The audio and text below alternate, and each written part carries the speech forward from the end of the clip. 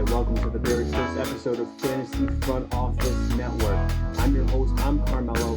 Today we're going to be talking about baseball, fantasy baseball, and specifically my league and getting ready to prep for the regular season that's coming up.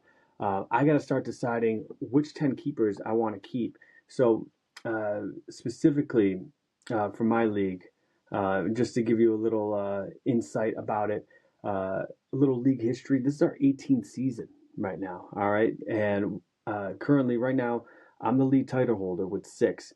I've been to 10 finals, and this is our 18th season, which is crazy. If you have a league like that, that's awesome. Those are really hard to come by. Obviously, a group of friends of mine that I've known for a long time, and then over time, people have come in and out of the league, but we've managed to keep it together, and here we are, 18th season. So just to give a little league context of what I'm dealing with in this league, it's a 7v7 categories league. Okay, so 7 hitting, 7 pitching. It's a 42 innings limit. Okay, so you have to hit 42 innings in order to collect the ratio stats, and I'll get into the categories in a second. But in order to hit in order to get your pitching stats, you need to hit 42 innings. And then we get to keep any 10 we want for as long as we want. So you can see how dynasties start to form. So it's a bit of both. It's a bit of a dynasty format plus, still a little bit of a redraft in there as well. But, it's a mix of both. It's a keeper league. But it's a 25-man roster. 6 IL spots, so a good amount of IL spots. That kind of started with COVID. I think we used to have 4, and then we upped it to 6 because COVID was just an insane year, and hopefully we never have to see that again. But yeah, let's get into it. So let me just go back into our categories and what that entails, so that when I'm talking to you about my keepers, you want to know what I'm kind of looking at as well. So the categories here for our league, the batting is hits, runs, home runs, RBIs, stolen bases, batting average, and OPS. So those are the 7 hitting categories. So really what I'm focused on is having a lot of power, right? Because home runs essentially get you everything, obviously, except for stolen bases. So you hit a home run, you hit 6 out of the 7 categories like that, right? Pitching, a little bit different than probably a lot of you guys play, but I think really 7 great pitching stats. You have your Ks, quality starts, wins, ERA, WHIP, K per 9, and K to walk.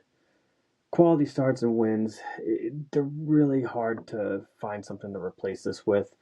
There's so many better hitting categories, but obviously we want to even it out, right? We don't want a lopsided amount of hitting over pitching, so we have to kind of find pitching categories in order to, kind of even this thing out. Quality starts and wins aren't my favorite. We're constantly tinkering here and there to kind of figure it out. We used to be an 8v8 categories league. We narrowed it down to 7v7. You'll notice that we don't have saves and holds, right?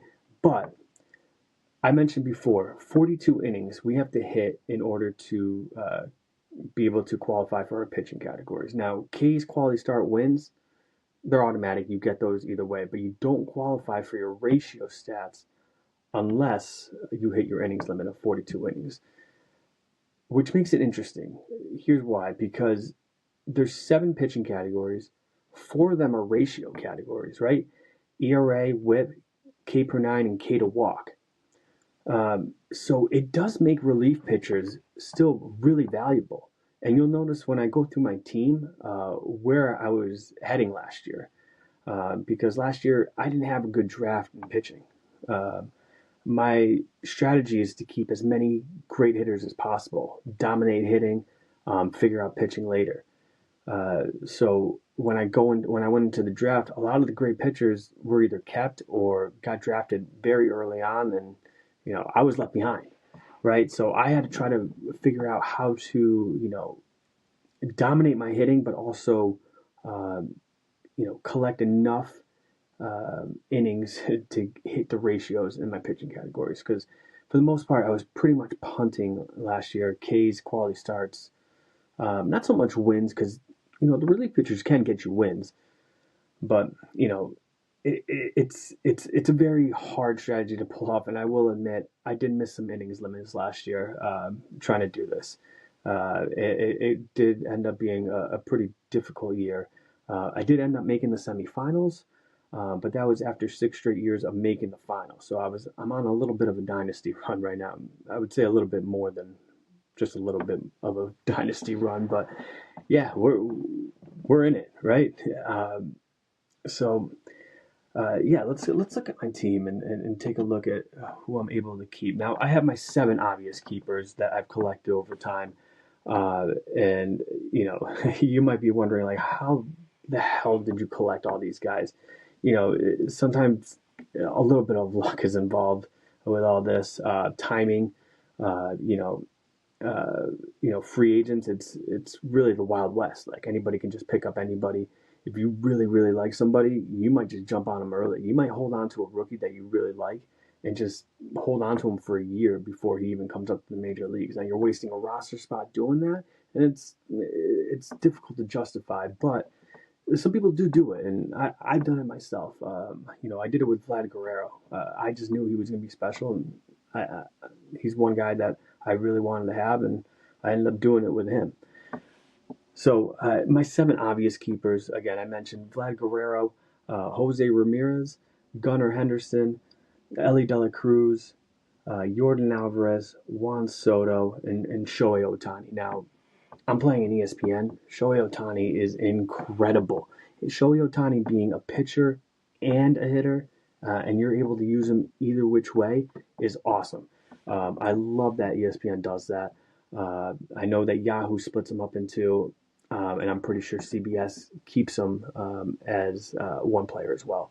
Uh, so yeah, I really love the fact that ESPN keeps Shohei Ohtani as one player, and you can switch him in and out. And I wish they could figure out a way to, be able to utilize him both as a pitcher and a hitter. But I'll take what I can get at this point. But it's really having Shohei Ohtani has been a great fantasy baseball experience, and I'm sad for my other league mates that don't get to have him. But those are my 7 obvious keepers, right? And I mean, for the obvious reasons, Vlad Guerrero, StatCast numbers, unbelievable. I mean, he's always in the red. In my opinion, he's probably been underperforming for a few years. He did have that great year when the team was playing out in Buffalo, and I believe in Dunedin was the city in Florida where he just had a monster season. But even still, even when he's kind of underperforming, his stats are still incredible, right? His projections on ESPN, 26 homers, 300 batting average. I love that. Absolutely love that. And the number one stat I'm always looking at is OPS. I want my players to have an OPS around 800. That's always my goal. I want all my hitters to have an OPS around 800. That shows me that they're probably taking a lot of walks. They're hitting for a good amount of power and whatnot. So really, I want them to have 800 OPS in order to be on my team because my strategy is to absolutely dominate hitting. Absolutely dominate. And last year, I still had a very, very good hitting team, but someone on another team did have Cal Raleigh, and that really helped them. Also, I had Kyle Schwarber. So you have those two guys combined, plus you put a good team around that, and you have a good shot at a title. And he did. He had a very good team, and congrats to that league mate who won his first title in the league ever. So But yeah, that's my goal. I want my players to have above an 800 OPS or above, around that. So yeah, Vlad Guerrero, an obvious keep. And if we take a look at last season's numbers, OPS 848, great. That's a very good number. But 23 homers, only 84 RBIs. He had, in my opinion, that's kind of a down year. I think he could be better than this, and I think he will be better than this. Uh, and we'll see how obviously 2026 goes. But I really think there's so much more room for him to grow. If you look at his StatCat page, again, those numbers are unbelievable, unbelievable. So yes, Vlad Guerrero, an obvious keep. We go on to the next one here. Jose Ramirez, another fantastic year, and a guy again. I'm looking at his OPS, 863 OPS last year. Uh, the problem with him, and there's not really much of a problem. The guy, he does it all. He's across the board. He's going to hit for a good average. He's going to hit for power, get those counting stats, hopefully. And get those stolen bases, which is huge. It's the other category that I'm always trying to figure out how to fill. And Jose Ramirez does all of that for me. Now, Cleveland, they're a team that does not produce a lot of runs for the most part. I mean, they're really kind of hit or miss with season to season. I mean, there'll be years where they make the ALCS, and other years where they won't make the playoffs, or their offense is just a little bit lackluster. And last year, their offense was a little bit lackluster. And Jose Ramirez was carrying a heavy, heavy load on his shoulders. I probably expect a little bit of the same this year. I don't think Cleveland really got that much better, but they're a good organization that is pretty cheap, and they figure out ways to try to get creative, and sometimes they end up surprising us. So I'm kind of hoping that Jose Ramirez and the Cleveland Guardians are out there, kind of surprising us with their offense again this year. But if I had to bet on it, chances are I'm probably going to get about the same amount of counting stats as I did last year from Jose Ramirez, and I'm fine with that. His numbers are going to be great. All right, Gunnar Henderson, another obvious keep for me. Now, he had a very down year last year, only 17 homers and an OPS of 787. Now, that's an okay number. I'm fine with that number, but this is part of the reason why I didn't get back to the finals last year. He had a very down year to his standards. Gunnar Henderson, I think, it always comes out at the end of the year that these players are dealing with some sort of injury, and he seemed to be dealing with a nagging shoulder injury. I think he comes back strong this year. That offense around him looks even better. Pete Alonso being added to that team, fantastic. They have high expectations. They're a team that definitely has some World Series aspirations, right? They're not just trying to win, try to get to the playoffs. They're trying to win the World Series, and they made some moves this year that kind of tell you that. And I think not only will Gunnar get better, will be better this year, but I think the Orioles will be better this year. The offense around him will be better this year. And I think Gunnar Henderson is due for a big, big, big year, a big rebound year from what he had last year. Another obvious keeper obvious number. I can't even speak. Obvious keeper number 4, I should say, for me, Elly De La Cruz. Again, I don't think this guy has reached his potential. I actually do think, besides the ballpark in Cincinnati, which is awesome for hitters, I think that team is actually going to be pretty good. And their pitching staff, they have power arms, and they seem to have the ability to be able to make the playoffs. I think they're a really weird organization, but I think this is the year that they get over the hump, back into the playoffs again. I think Elly De La Cruz can have a huge, huge year. Power numbers can go up. Another year under his belt of seeing a ton of pitches. I think he could have another step up this season where the power goes up, the RBI totals go up. His stolen bases were down from his rookie year, and that I think is about where he could be this year too. But I expect his numbers to be up, and I think that's a playoff team that's a team that can make the playoffs this year. Um, Obvious keeper number 5 for me, Jordan Alvarez, down year. Again, another reason why I didn't get back to the finals. Jordan Alvarez, you know, that organization again with the weird situations with the IL and, do I place him on the IL? Do we even have the right doctors looking at stuff? This guy had a broken hand last year. And how do you misdiagnose that? It just seems to be a trend with the Houston Astros in general. Anytime like a report comes out with the injuries, I mean, this happened with Kyle Tucker. I think it happened with Altuve too, but I mean, the misdiagnoses are really, really weird. But again, going past that, Jordan Alvarez, if healthy, should have a great year, a bounce back year. If he's falling in drafts, if he's falling third, fourth round, that is an absolute steal. I don't forget injury history. If that's the one thing that you're always worried about, to a degree, I get it. But Jordan Alvarez is such a good hitter. He's such a pure hitter. Again, you look at the Statcast numbers are always there. Um, One of the best power hitters in the game. I know he hasn't hit 50 home runs in the season, but he has that capability of being able to do so, I think. So if he falls to the third or fourth round, that's a steal. It's a steal. It's an absolute steal.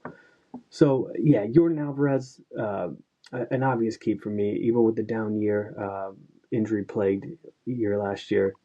It's too obvious. He's an obvious keeper for me. My next obvious keeper number 6, Juan Soto. And this is obviously as obvious as it gets. OPS 921.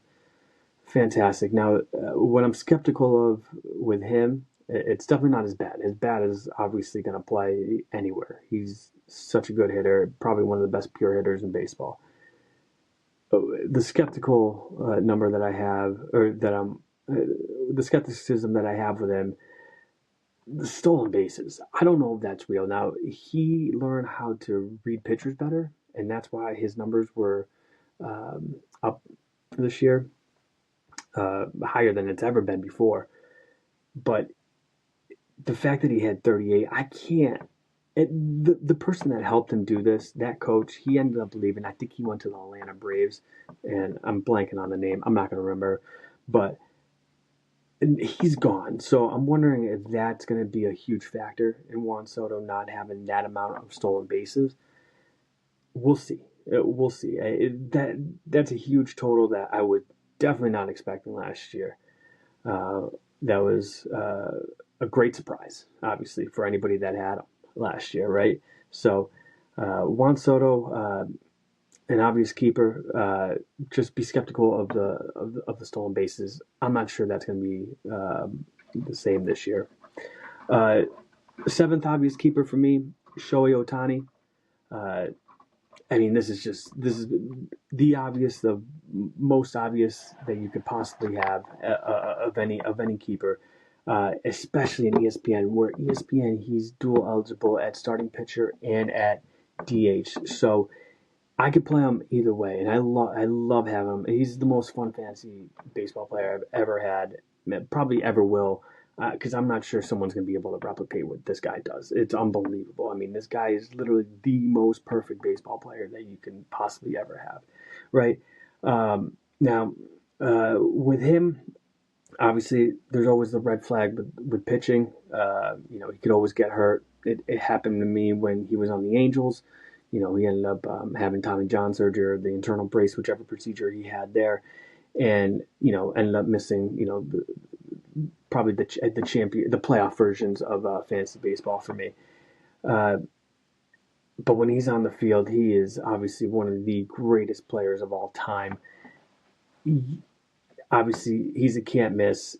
what I'm skeptical of with him, obviously the pitching. If he gets hurt, you know, it could affect his hitting at some point, even end his season if he ends up needing Tommy John surgery or of some sort. Also, the stolen bases. When he is pitching, he's not going to be stealing bases as much. And this was proven last year with the team. And the year before that, when he wasn't pitching at all and he was stealing bases like crazy and was the first player ever to have 50-50 in a season, right?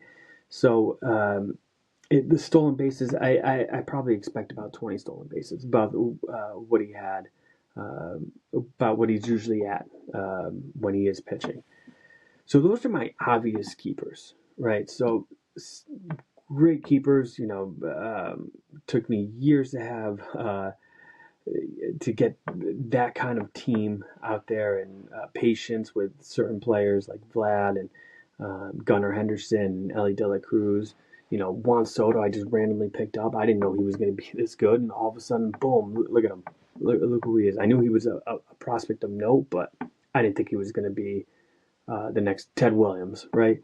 So obviously, those are my 7 obvious keepers. Now, here are my question marks. Now, I get to keep up to 10. I have 7 right now, right? Now, I don't have to keep 10. I can just go into the draft and, just use those keeper slots for picks and see what's out there, right? But here are my options, and here's what I'm kind of thinking for possible keepers, right? So, O'Neal Cruz, who had just a year from hell. It was abysmal. He couldn't hit lefties.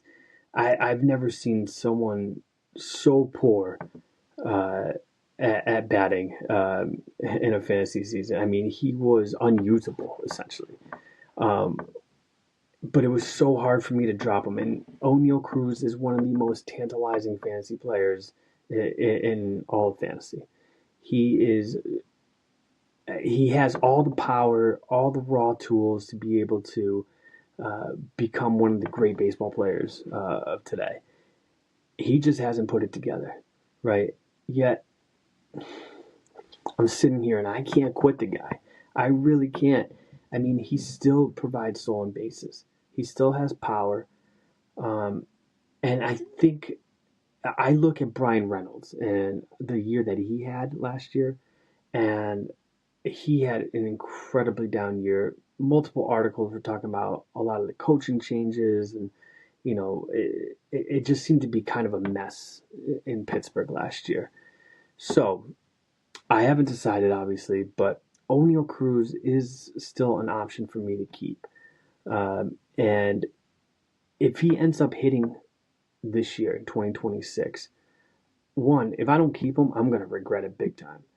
If I do keep him, I recoup so much value, right? I can end up using him in a trade or even keep him again because he finally broke out. It was the year 26 was the year that he finally did it. He finally broke out.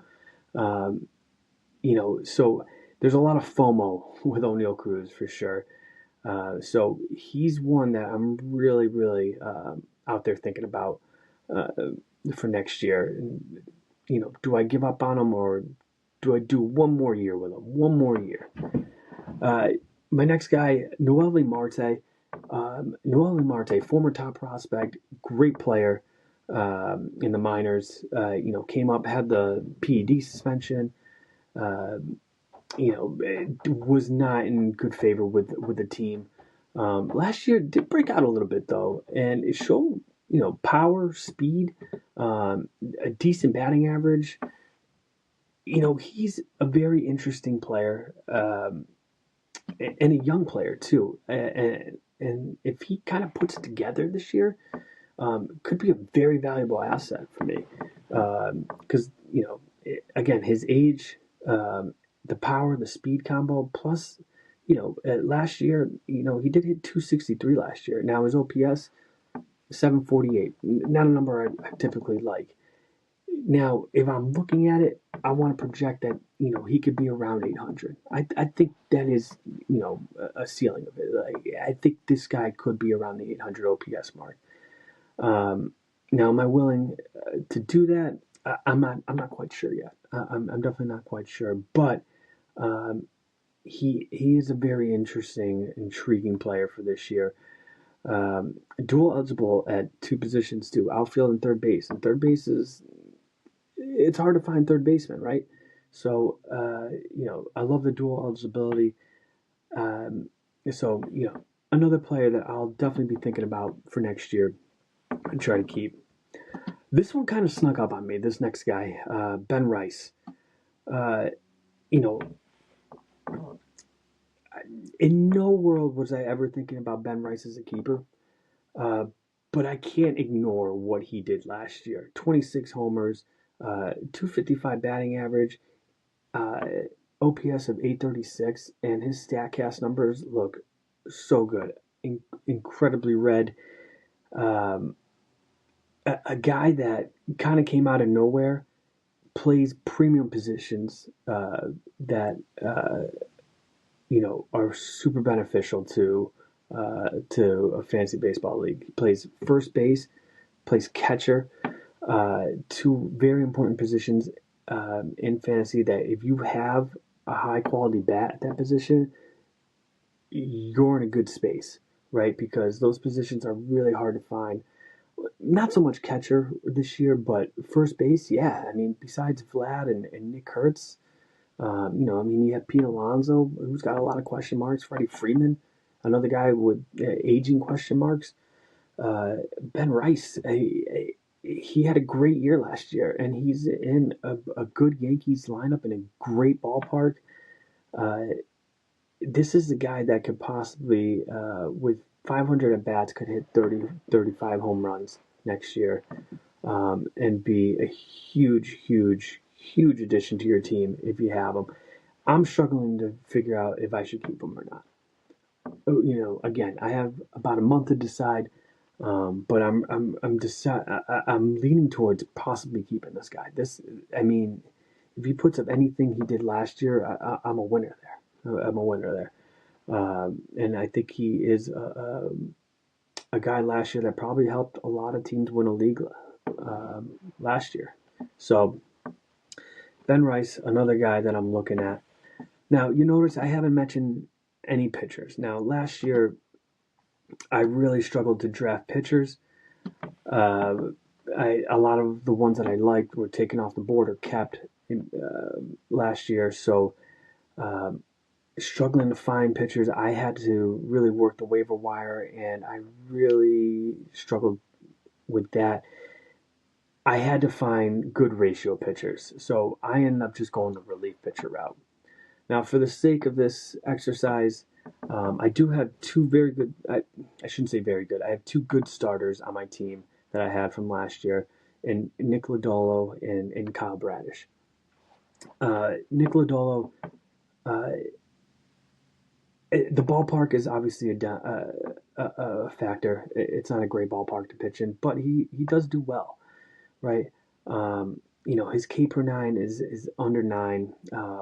What I'm usually looking for in my pitchers is a high K per nine. But if you can't find that, that's not always one fact. It's not just one thing to look at. You should look across the board at the other stuff. Obviously, his whip was very low, 1.08. It's a great whip. ERA 3.33. That's okay. It's okay, right? His K to walk, which is a category of mine, he doesn't walk a lot of guys. Only walked 31 batters last year in 156 innings. Um, 5.03 K to walk is a great number, especially for a starter, right? So, he's a guy that I could look at as a keeper.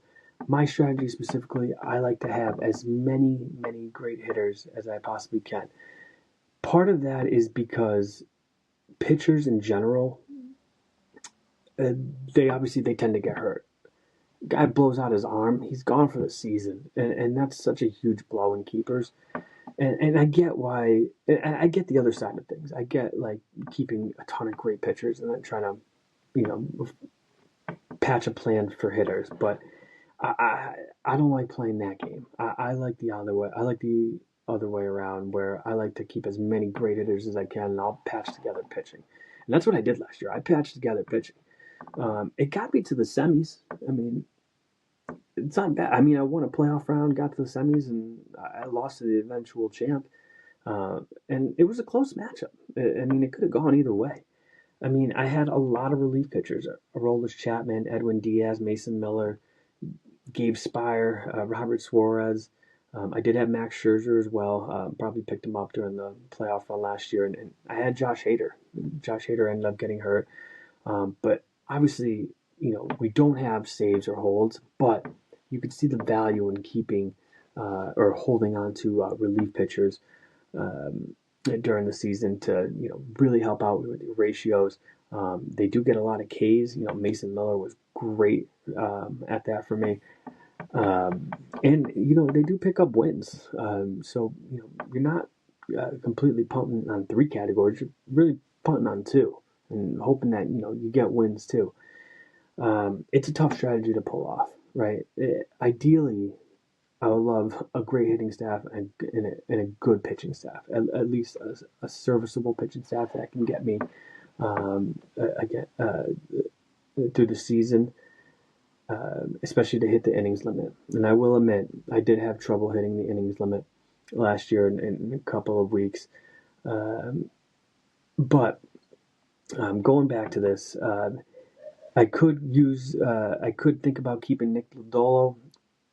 ADP probably tells me I'm not going to keep him in ESPN. I think he's around 250 in ESPN leagues, which is kind of interesting. If that's true, I would have to take a look at that. But he'd seem in the ESPN